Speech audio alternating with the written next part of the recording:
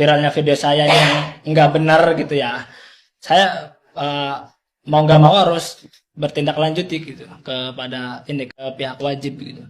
Dan udah diterima juga laporannya juga pada ya sama Polda Banten. Apa yang dikatakan saudara NR itu tidak benar, penuh dengan rekayasa ya. Ya singkat cerita, saya juga punya hubungan sama saudara NR ini. Saya kan pernah chatan ya sama ibunya gitu, bercandaan lah biasa. Nah, chatannya itu saya ketahuan gitu tuh sama saudara NR, candaannya. Mereka kan udah tahu nih, bapaknya juga udah tahu gitu tuh. Kalau saya tuh punya hubungan lah, cuman ya bukan hubungan sih ya, cuman ngerasa nyaman saya sama ibunya. Meminta nikah gitu tuh, meminta nikah kepada saya gitu tuh. Iya, enggak, omongannya kayak gini. Kalau kamu nggak nikahin saya, katanya, nanti saya bakal sebarin chatan kamu ini sama ibu saya. Nah, saya kan panik tuh. Saya juga nggak mau, ibu saya lagi sakit, udah tua, nggak mau shock gitu kan.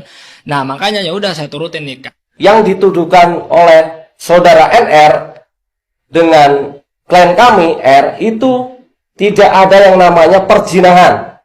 Saya ulangi, tidak ada perzinahan karena waktu penggerebekan itu posisi klien kami lagi ada di kamar mandi, lagi buang air kecil Pak, katanya Pak, benar? Nah, dia lagi di kamar mandi, sedangkan mertuanya nih ya, ada di kamar. Waktu dia keluar itu, waktu di kamar mandi dia pakai baju nggak Pak? Apa? Waktu mertuanya, waktu bapak ke kamar mandi, pakai? Iya. Nah, saya tinggal masih pakai gitu tuh. Nah, balik lagi, udah pas digedor, udah telanjang, saya juga kaget. Nah, kok gini? Kan saya juga panik gitu, mau ngapain gitu kan. Ya udah kata saya gitu tuh. Bapak panik gitu intinya saya tuh. Karena dia posisi panik Bang, mungkin orang panik gimana sih Bang? Lebih baik mengalah karena dia posisinya kan di situ memang ya mungkin orang menjustis seperti itulah. Ya. Adanya hubungan, tapi itu faktanya tidak. Ya, mungkin nih ya. Karena waktu itu saudara R ini ada kenyamanan dengan ibunya, lebih diperhatikan. Setiap kerja dibuatkanlah makanan, baju dicuciin. Mungkin dia lebih nyaman dengan ibunya dibandingkan dengan NR selaku istrinya. Shock gitu. Makanya saya bersikap dewasa aja lah gitu tuh. Ya udah sih, ayo kata saya kumpulin ini di Pak RT kan. Terusnya ya udah saya jelasin. Saya juga pas di situ nggak ada pengakuan. Emang saya nggak ngelakuin gitu Pak. Dari pihak Ibu NR juga emang nggak ada pengakuan karena kita nggak ada, maaf ya, perjanjian. Kontraknya itu sebenarnya mau ngapain Pak? Mau cerita tentang NR ini. Nah, sih gitu. Kenapa sih NR ini kok seperti ini gitu loh? Mungkin seperti itu. Mau curhat doang sih sebenarnya, nggak ada niat apapun. Gitu. Nah, seperti itu Bang. Jadi karena mungkin curhatan itu mungkin gini Pak. Kenapa NR ini kok nggak mau pengen punya anak seperti itu?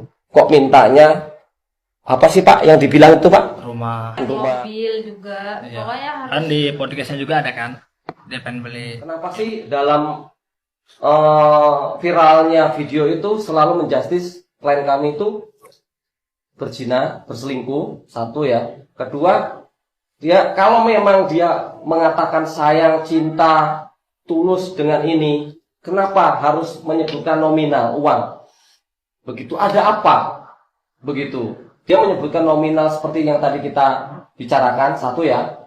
Sampai dia meminta gugatan ini nafkah 100 juta, minta uang 500 juta, kan aneh.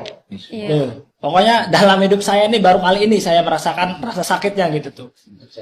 Kecewa banget, terutama ibu saya udah tua gitu tuh. Saya kasihan, harapan satu saya tuh emas saya, karena bapak saya udah nggak ada gitu. Emas saya udah tua, ngelihat berita kayak gini yang nggak bener gitu. Saya juga sakit hati gitu tuh. Makanya saya harus bertindak lanjuti ke pihak berwajib.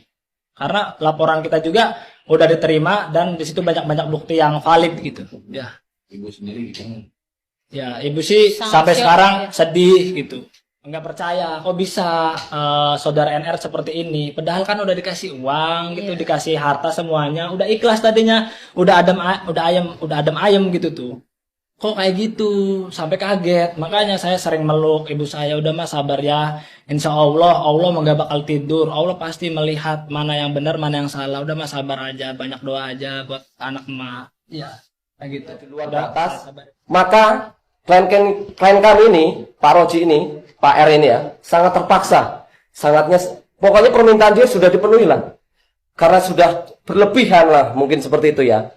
Akhirnya klien kami melaporkanlah di Polda Banten untuk undang-undang IT-nya. Rencana kami nanti, karena kekisruhan itu adanya di sini, katanya ada apa ya, digelandang, diarak, merasa klien kami merasa tidak nyaman ya, tidak sesuai dengan apa yang dia ajukan gugatannya. Rencana kami insya Allah besok melakukan somasi terhadap ini nih kuasa hukumnya. Rencana besok saya akan ajukan nanti besok, karena itu nggak benar, ada beberapa yang tidak benar nih, kita klarifikasi lah.